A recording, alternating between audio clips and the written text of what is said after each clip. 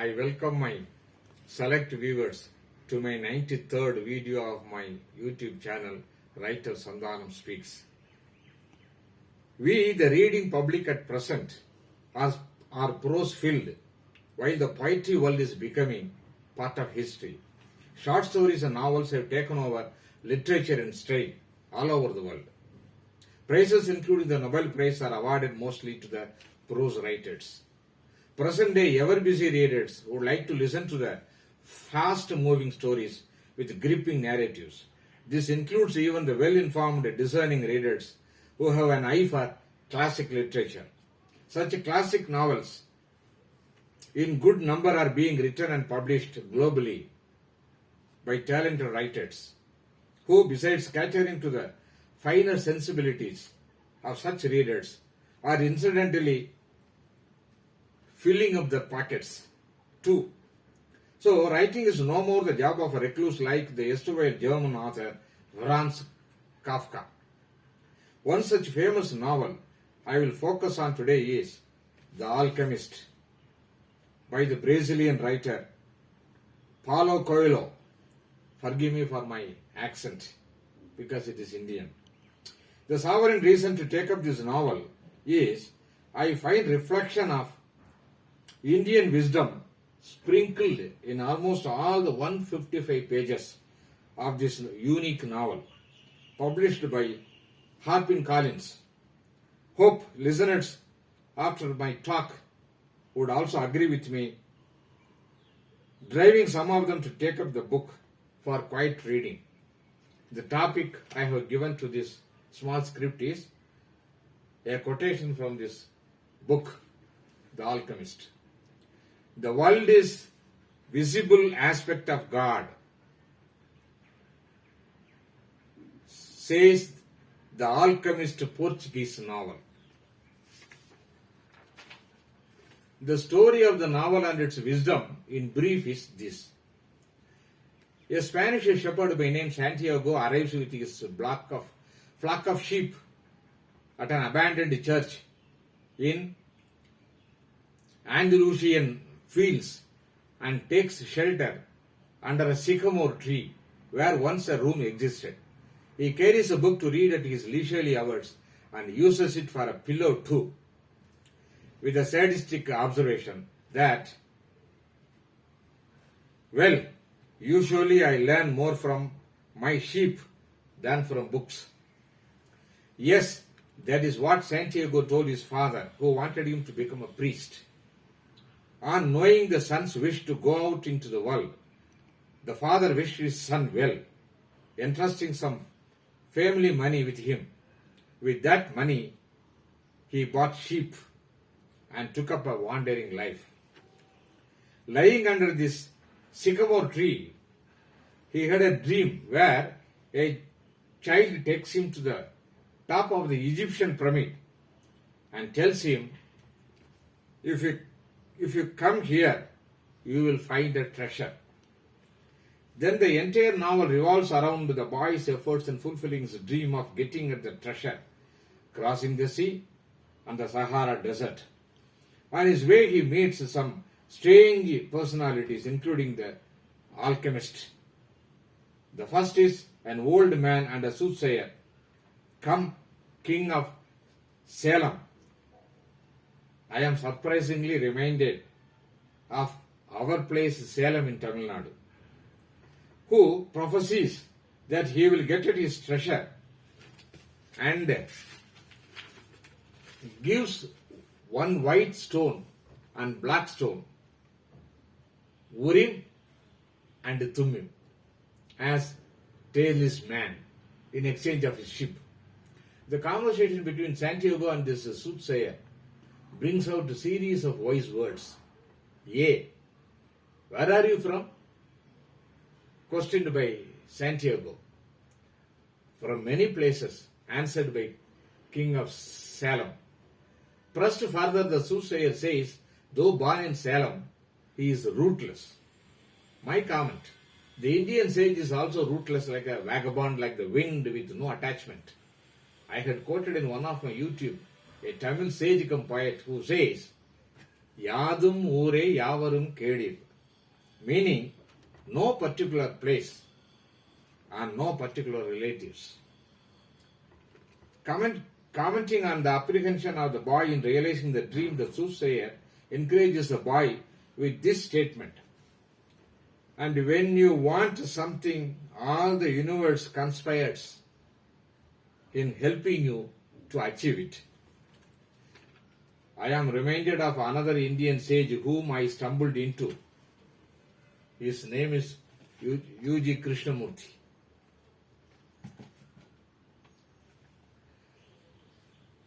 Who burst out, I wanted to know all about moksha these people were ranting about. Now, on hindsight, I recall all my incidents in my life pushed me to this point where I, in my 49th year, stumbled upon this so-called moksha which made me naked. See, another statement of this prophet reminds me of the famous Tamil poet Thiruvalluvar. The words of the prophet is, that is the prophet of Salem is, to realize one's destiny is a person's only real obligation. But Thiruvalluvar, the Tamil Thiruvalluvar goes one step further and says, Vendungal vendum piravamai, matru adu vendame vendavarum. Meaning, your destiny is to avoid rebirth and its suffering, subsequent suffering.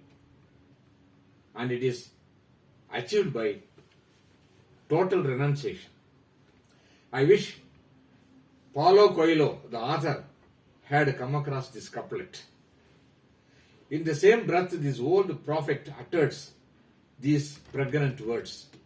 The soul of the world is nourished by people's happiness and also by its unhappiness, envy and jealousy.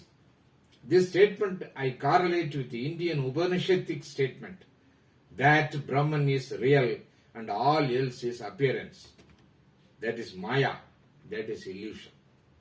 The soul of the world, as mentioned in the novel, may be equated to the Indian Brahman.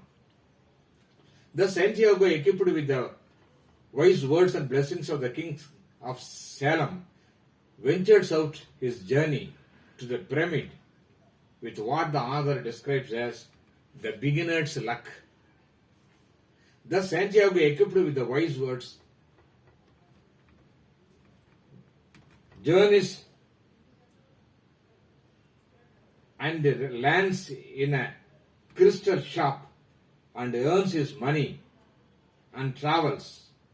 Earns his money and ultimately travels to Egypt, crossing the sea.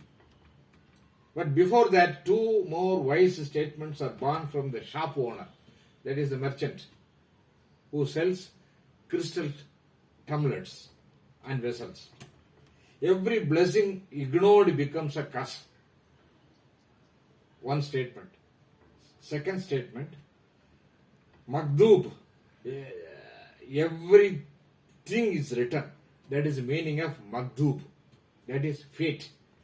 To use UG's statement, you are genetically programmed. Before the boy joins a caravan of camels, he meets an Englishman who is dabbling in alchemy with a map. And his part, also the Englishman, brings out two spiritual statements. One, everything is in life is an omen. Two, luck and coincidence with those words that the universal language is written. In Indian Encyclopedia, if it is compiled, it will contain full of these omens and signs of luck and coincidence. When Santiago crosses the vast Sahara desert on a camel, the descriptive power of the author attains to pyramid-like climax. Here are a few of them. 1. I have crossed this sands many times, said one of the camel drivers one night. But the desert is so huge and the horizons so distant that they make a person feel small and as if he should remain silent. Second, everything on earth is being continuously transformed because the earth is alive. These are the words of the English companion who talks of the alchemist. By the way, the name of the novel too, whom he is in search of. The alchemist discovered that the purification of the metals had led to a purification of themselves. These are the words of the Englishman. There is a striking comparative statement again in my above mentioned Tamil wise poem, Tirukkural. I am giving the Tamil couplet, then its translation. The couplet reads, சுடச்சுடரும் பொன்போல் ஒளிவிடும் துன்பம் சுடச்சுட நோக்கிற்பவர்க்கு. Translated, the dross of the gold drops and the gold shines on heating further and further. Likewise, more the suffering, better the meditative sage becomes. Another golden words of the Englishman runs like this. Imagine if anyone went around transforming lead into gold, gold would lose its value. True. The author goes on painting the desert in the manifold pictures. Santiago thinks in remote times the desert should have been a sea. While watching the birds, he says, maybe these desert birds could explain to him the meaning of love without ownership. Love without ownership. On reaching the oasis with 300 wells and 50,000 palm trees, Santiago meets a desert girl named Fatima, and he falls in love at first sight. Another wise words are attributed to Fatima by the author. No reason is needed for loving. At last the boy Santiago bumps into the most important character, the alchemist, who dramatically appears riding on a horse, reminding us of the famous actor Umar Sharif in the film Lawrence of Arabia. From then on, wisdom and heart of the novel shines forth from the alchemist. Considering the time constraint, some of them are serialized here. 1. It is not what man's mouth that is evil. It is not what enters man's mouth that is evil, but it is what comes out of their mouth that is. 2. There is only one way to learn, that is through action. 3. In those times, the master work could be written simply on an emerald, but men began to reject simple things and to write tracts, interpretations, and philosophical studies. 4. The most profound statement of the novel emanates from the mouth of the alchemist when he says, the wise men understood that this natural world is only an image and a copy of a paradise. Copy of that paradise. The existence of this world is simply a guarantee that there exists a world that is perfect. God created the world so that through its visible objects, man could understand his spiritual teachings and marvels of his wisdom. Please listen to one of the profoundest statements from an Indian wisdom book called Ribu Gita, not Bhagavad Gita, which was supposed to be spoken by the Hindu supreme god, the Lord Shiva. One sentence, I take it out from the book and say, apart from me nothing exists, even the atom. During the desert journey, the alchemist repeats his statement with a change of the phrase like this. Remember what I told you. That is, the world is only the visible aspect of God. This is the caption I have given to this script. Again I repeat, the world is only the visible aspect of God. Between the conversations, there is a beautiful description of the wind of the desert. They blow across the world without a birthplace and no place to die. On one occasion, when the alchemist transforms the lead into gold, the boy requests him to teach him the art of alchemy. The alchemist replies, "This was my destiny, not yours." When I read this line, my memory at once galloped back to the one time genuine spiritual alchemist Sri Ramana Maharishi of Tiruvannamalai in Tamil Nadu. When questioned by a visitor whether he could also become an instant sage like him, Sri Ramana Maharishi replied in the same words, "This was my destiny, not yours." Let the author, wherever he is, hear this please. To cut the story short, Santiago at last reaches the pyramid, the place of his destination, and starts digging the sand for his treasure. When the desert captain inquires about it, Santiago tells him about his dream. In reply, the captain says that he also had a similar dream. The dream that there is a treasure under the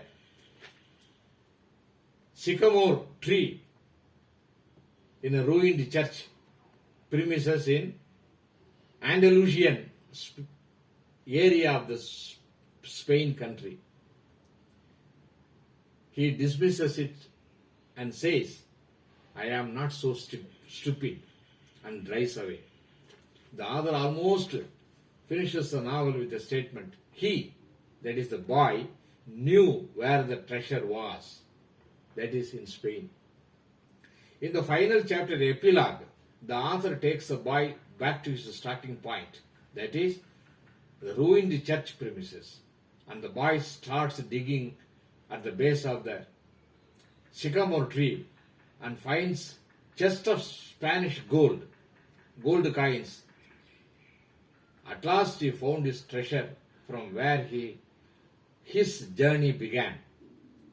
But the allegorical meaning of the novel is one has to find this liberation within him. Did not Jesus say the kingdom of God is within you? Did not our Indian Tamil sage, the above quoted Pattinathar, echoed Jesus when he said, "ஊனுக்குள் நீ நின்று உலாவினதை காணாமல் காடு மலைதோறும் தெரிந்து கால் உலுத்தேன் பூரணமே." Meaning, without looking inside me, I wasted my journey over the mountain and forests. The difference between Pattinathar and Santiago is while it is mountain and a forest, in the case of the Indian sage, it is the desert in the case of the boy. There is one more bondage between Paulo Coelho, the author, and the Indian Tamil sage Pattinathar, the latter being a Siddha, is an alchemist too. In Tamil Nadu, all the Siddhas were the alchemists. Both indulge in transforming base metal into gold, but more importantly, they transform the low material called man into the spiritual souls by heating them up in the fire of wisdom. Thank you.